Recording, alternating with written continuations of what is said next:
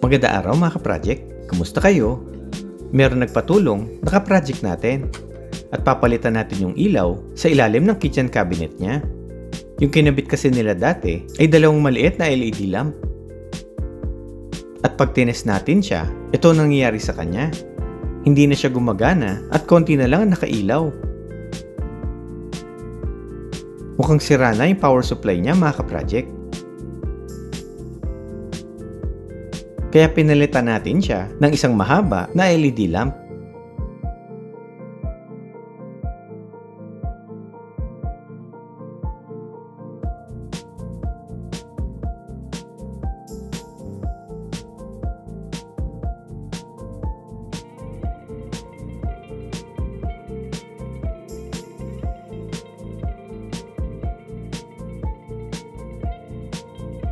At papalitan na rin natin yung cable niya. Tara, at simulan natin mga ka-project.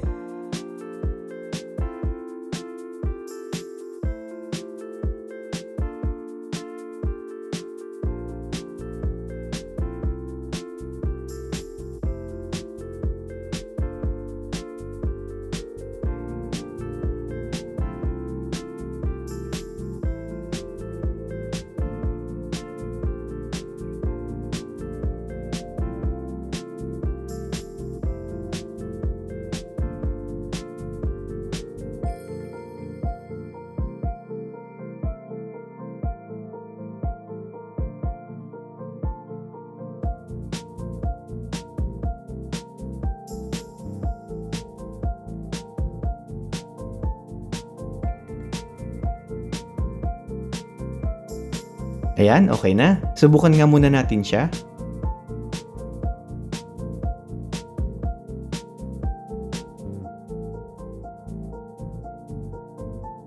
Ayun, ayos na.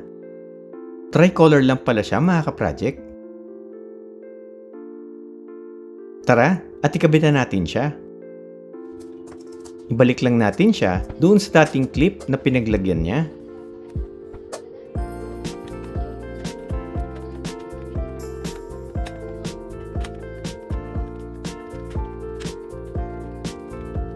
At ayun, kumabit na siya.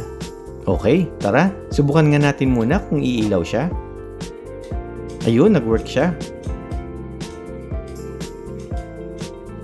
Ngayon, ayusin naman natin yung kable gamit ang cable clip para hindi lang siya basta nakasabit.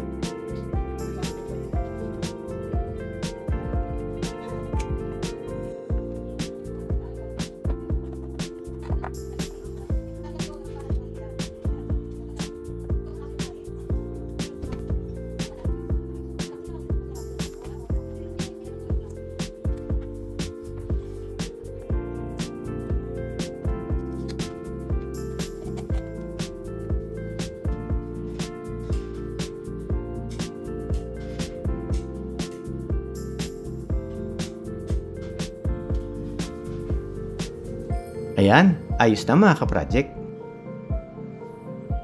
Oops, teka, meron pala akong isang importanteng detalyeng nakita.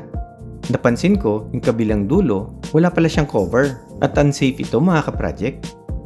Hinanap ko yung cover, pero wala siyang kasama sa box. Kaya lagyan na lang natin siya ng tape mga ka-project para safe sila kung mahawakan man siya. Ayan lang mga ka-project. Madali lang siya, diba? At kaya nyo rin yan. Kung nagustuhan niyo yung video ko or may natutunan kayo, pakiclick naman yung like, don't forget to share, and subscribe to my YouTube channel. Pakiclick na rin yung bell icon para ma-update ka sa mga bagong videos ko. Hanggang dito na lang mga ka-project.